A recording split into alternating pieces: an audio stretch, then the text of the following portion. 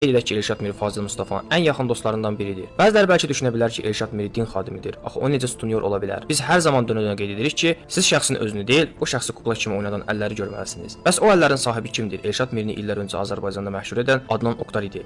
Bəs Adnan Oktar özü kimdir? Özünü İmam Mehdi elan edən, mason təşkilatlarının pulları hesabına kitablar nəşr edən saxta din alimi Adnan Oktarı yaxından tanıyaq. Bəli, bu həmin Adnan Oktardır ki, Türkiyə Ali Məhkəməsi tərəfindən 900 ildən artıq həbs cəzası aldı. Görəsən o hansı cinayətin sahibi idi ki, 900 ildən artıq həbs cəzası aldı?